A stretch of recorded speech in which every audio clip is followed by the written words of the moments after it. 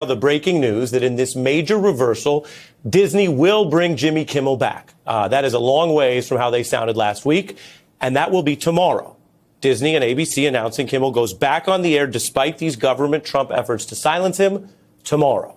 Here is the statement. I'm going to read you exactly what Disney said so you can make sense of it yourself. Last Wednesday, we made the decision, these Disney executives say, to, quote, suspend production on the show, referring to Kimmel, to avoid further inflaming a tense situation at an emotional moment for our country. They continue today, quote, we have spent the last days having thoughtful conversations with Jimmy. And after those conversations, we reached the decision to return the show on Tuesday. So that is the news, and that's how they're putting it. Of course, there's a lot more to this, and we're going to get into that right now. Donald Trump's FCC chair, the government, set this in motion.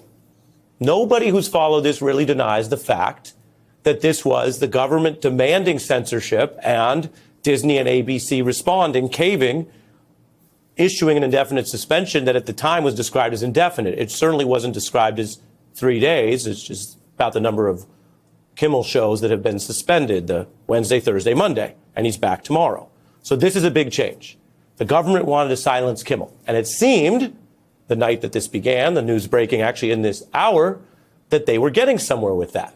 So now, 5 days later, Disney's decision to restore Kimmel's show, to reverse course on what they said was the initially right thing. Now, the opposite, apparently, is what they think is right, whether that means right for ABC and its standards, or right for Disney as a corporation, or right in the broader sense of free speech in our country right now. And Disney is not just any company, you know that, but they also have stakeholders in what we might call the creative community, writers, artists, comics, to say nothing of all the journalists and political people at ABC News. So they were facing this massive backlash to one of the greatest government crackdowns in public admitted since the McCarthy era. About the creative community, I'll give you an example. Hundreds of actors, musicians, and directors signed what was a rushed and growing open letter. I mean, more people were joining that in real time up and through today and joining this effort defending free speech. Many of these people saying it doesn't matter whether you agree with what was criticized about Kimmel or other things he or anyone has said. The whole point is free speech, not government censorship. Other artists boycotting the premiere of a Disney documentary. A major musician, Sarah McLachlan, skipping the red carpet for her own related company film in protest. It was just getting started. What happened inside the FCC, ABC government censorship war was not being contained. It was spreading to a wider war. Disney has other business and commercial and cultural interests, and they had Marvel stars from Pedro Pascal to Mark Ruffalo to Marissa Tomei speaking out against the suspension. I know that your parents took you to protests in a stroller when you were a little kid, before you were literally able to be there to walk, and that you've talked about the civil rights movement and its moral legacy being part of your moral core. Yes. I feel like a lot of the defenses that we tried to build up in advance of this type of a sort of would-be authoritarian takeover were about warning people about how serious the threat was and warning people about what this could mean and what we were in danger of. Now that we're up against it, though, I'm not sure that we have great skills to actually not warn about it, but fight it. And if the problem is the system collapsing and the guardrails, as you say, collapsing, and people who have power, who ought to be titans, not acting in any sort of Titanic and standing way together, because there is safety in numbers, as the saying goes. Yes. I wonder if the American people who are repulsed by what Trump is doing and who are in public opinion polling very much against what he's doing, as you note in the book, are going to be turning their ire and their protest movement and their organizational capacity against these institutions that are failing as much as they are against Donald Trump himself and the administration, if that's the way the sort of resistance is headed. So, one, back to how you opened the show, I mean, talk about the power being with the people and the people making that clear with their checkbooks. As it relates to the suspension of Jimmy Kimmel. We saw the power of the people over the last few days, and it spoke volumes, and it moved a decision in the right direction. I think that part of where we are now in terms of thinking about what the fight is, it requires us, yes, to understand that we've got this administration and this president in front of us abusing the power that the people vested him with. But we also need to understand that this is bigger than Donald Trump. You know, part of what I write about, this stuff is decades in the making, Rachel. It didn't just happen overnight. You know, so much of what has indeed overwhelmed people, not to mention just scared the stuff out of people, is what we are witnessing is a high velocity event. Yeah. We are witnessing something that has been happening so rapidly, and it feels chaotic. But what I would offer you is what we are witnessing is the swift implementation of a plan that was decades in the making.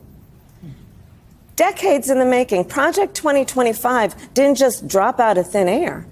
That's a product of decades of work. Federalist Society, Heritage Foundation.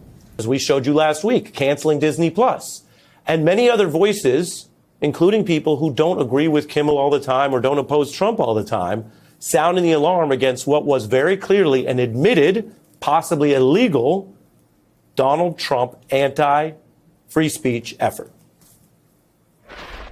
When the government begins to interfere, when the government says, I'm not pleased with you, so we're going to orchestrate a way to silence you, it's the wrong direction for our country. Someone can say something they shouldn't and get taken off the air, but the government cannot apply pressure to force someone to be silenced.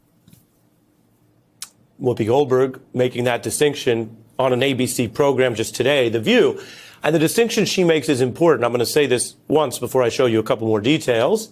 We've covered this story. We're a program that has people on from all sides. We've had a lot of Trump officials on this program. We've had a lot of Democrats and people in the opposition on this program. And we've had a heck of a lot of other people, artists, people in that creative community I mentioned on this program. And we've always talked about the need for dialogue. And dialogue can, of course, include a negative public reaction. You say something and someone else says something. And we go back and forth. And that's the messy process of civic discourse in a democracy with a First Amendment. And I've told you before, if you happen to watch this program, on a more personal, professional note, before I was doing this job, I practiced First Amendment law. These are areas of great debate with a lot of important history of people who have fought and sometimes taken great risks to have the right to uphold First Amendment speech in this country.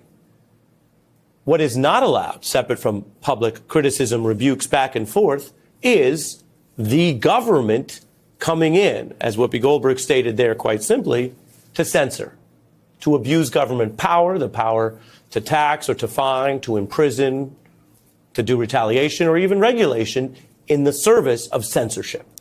This is fundamental. It's why it's the First Amendment, not the 10th, not the 20th. It's the very First Amendment our founders put in the Constitution. Congress shall pass no law abridging freedom of speech or the press. So here we are.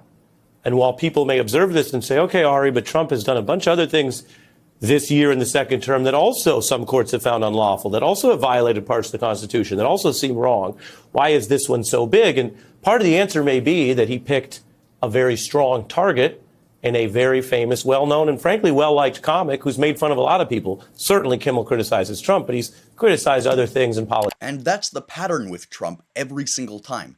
He couldn't stand being roasted by Jimmy Kimmel, so he leaned on the FCC, desperate to shut him down. A president reduced to trying to silence a late-night host because the jokes hit a little too close. That's not strength, that's fear.